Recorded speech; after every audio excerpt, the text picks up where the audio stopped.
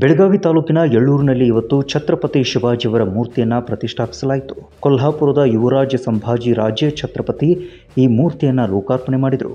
ಛತ್ರಪತಿ ಶಿವಾಜಿಯವರ 13ನೇ ತಲೆಮಾರಿನ ಸಂಭಾಜಿ ರಾಜೇ ಅವರು ಈ ಮೂರ್ತಿಯನ್ನು ಲೋಕಾರ್ಪಣೆ ಮಾಡುವುದರೊಂದಿಗೆ ಮಾತನಾಡಿದರು. ಛತ್ರಪತಿ ಶಿವಾಜಿಯವರಿಗೆ ಕೊಡುತ್ತಿದ್ದಂಥ ಪ್ರೀತಿ, ಗೌರವ, ಆದರತೆಯನ್ನು ಇವತ್ತು 13ನೇ ತಲೆಮಾರಿಗೂ ಕೂಡ ಕೊಡುತ್ತಿರುವುದು ಶ್ಲಾಘನೀಯ ಮತ್ತು ಅವರೆಲ್ಲರಿಗೂ ಕೂಡ ನಾವು ಆಭಾರಿ ಅಂತ ಹೇಳಿದರು. राज्य युवा संघटना व येळ्ळूर ग्रामस्थ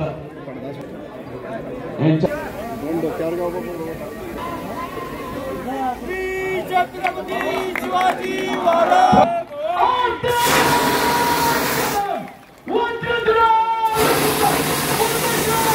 राजमाता राष्ट्रमाता माता जिजाऊ साहेबांचं जय हो, माता जिजाऊ साहेबांचं जय हो, महाराज गणपती गणपती भूपती प्रजापती सुवर्णरत्न श्रीपती अष्टावधान जागृत अष्टप्रधान जय की महिला सुद्धा काही कमी पडल्या नाहीत.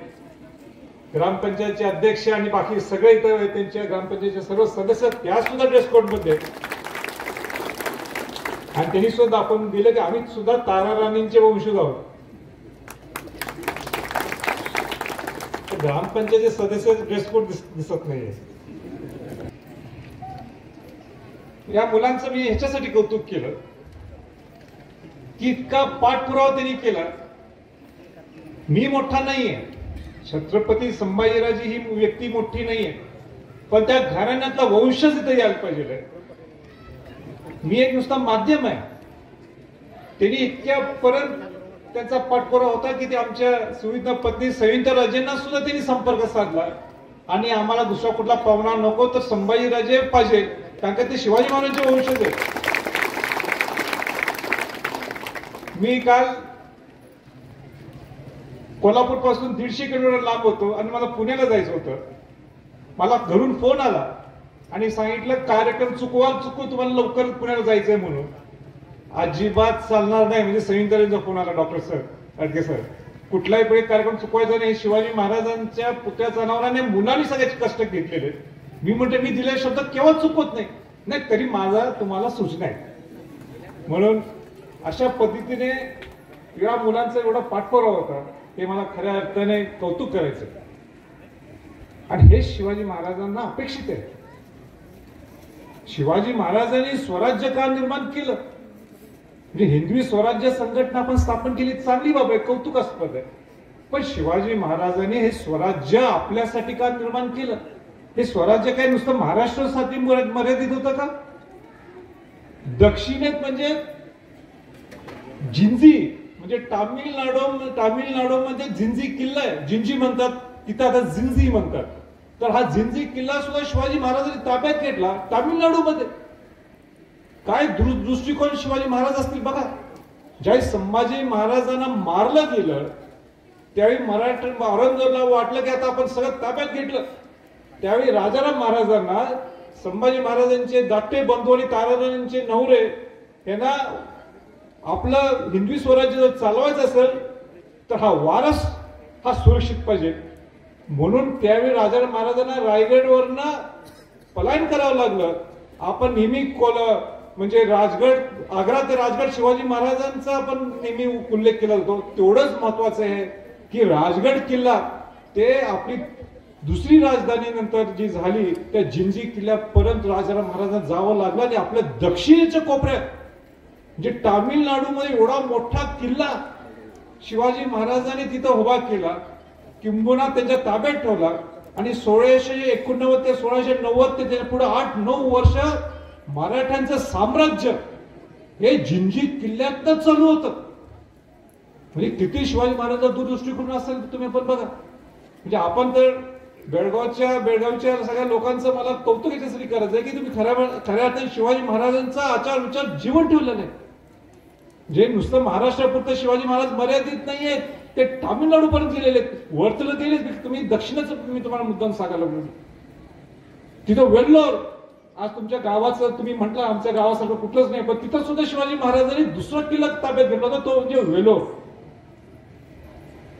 म्हणजे तुमच्या दोन गावात साम्य आहे. एक सुद्धा वेल्लोर गाव आहे, ते वेल्लोर किल्ला आहे.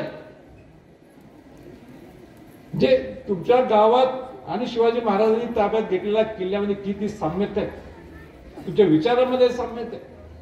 हे स्वराज्य स्थापन करत असताना शिवाजी महाराजांनी स्वराज्य आपल्यासाठी का दिला? 350 वर्षानंतर सुद्धा एवढं प्रेम, एवढं आस्था आज शिवाजी महाराजांच्या बद्दल काय? आज त्यांच्या वंशजाला का मान सन्मान आहे? तुम्ही खासदार म्हणून मला बोलवलं? अजिबात नाही. शिवाजी महाराजांचा वंशज म्हणून तुम्ही बोलवता. असं कुठल्या राजाच्या एवढ्या 13व्या पिढीला मान सन्मान मिळतो? हे शिवाजी महाराजांनी हिंदवी स्वराज्य आपल्यासाठी स्थापन केलेले आहे. हिंदवी स्वराज्य म्हणजे काय? हे स्वराज्य, हे सुराज्य कसं करता येईल? नुसतं इतिहासाचे पुस्तक वाचून चालणार नाही. त्या इतिहासाचे पुस्तक वाचून झाल्यानंतर ते आपण आत्मचिंतन, आपण आत्मसात कसं करू, आपण शिस्तबद्ध कसं राहू, आपण शिवाजी महाराजांसारखं कसं होऊ शकतो, आपण स्वतःला केव्हा म्हणू बाबा मी शिवाजी महाराज 1% तर झालो, त्यावेळी खऱ्या अर्थाने हे स्वराज्य, हे सुराज्य झालं असं समजलं. आज मला सांगा, एवढ्या उन्हात तानात काय गरज आहे लोकांनी देऊन थांबायची? काय गरज आहे?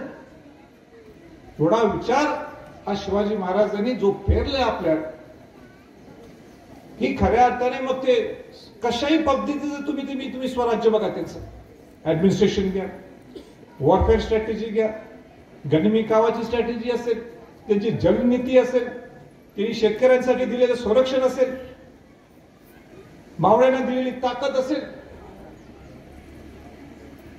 महिलांना दिलेला सन्मान असेल, आपल्या सामान्य शेतकऱ्याला सांगितलं बाबा स्वराज्य हे आपण आपलं स्वराज्य पाहिजे, दुसऱ्यांची आपल्याला हुकुमशाही नको, हे आपलं राज्य आहे, हा विश्वास दिला तिने.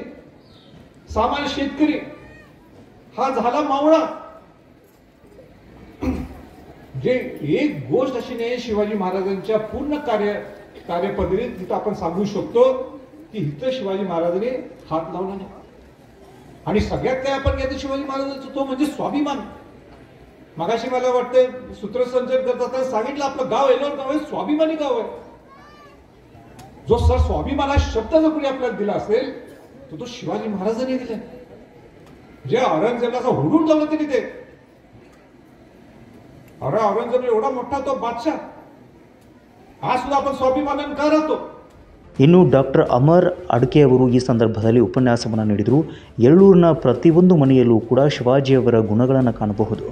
ರಾಜಹಂಸಗಡದಲ್ಲಿರುವಂಥ ಛತ್ರಪತಿ ಶಿವಾಜಿಯವರ ಈ ಪವಿತ್ರವಾಗಿರುವಂಥ ತಾಣ ಇನ್ನೊಂದಿಷ್ಟು ಹೆಚ್ಚಿನ ಮಟ್ಟದಲ್ಲಿ ಪ್ರವಾಸಿ ತಾಣವಾಗಿ ಎಲ್ಲರ ಗಮನವನ್ನು ಸೆಳೆಯಬೇಕು ಅಂತ ಹೇಳಿದರು. ಈ ಸಂದರ್ಭದಲ್ಲಿ ಎಳ್ಳೂರು ಗ್ರಾಮ ಪಂಚಾಯಿತಿ ಆಡಳಿತ ಮಂಡಳಿ ಸದಸ್ಯರು ಮತ್ತು ಸ್ಥಳೀಯ ಛತ್ರಪತಿ ಶಿವಾಜಿಯವರ ಅಭಿಮಾನಿಗಳು ಕೂಡ ಭಾಗವಹಿಸಿದರು. Mahadev Pawar, Kannadamma news network, Belagavi.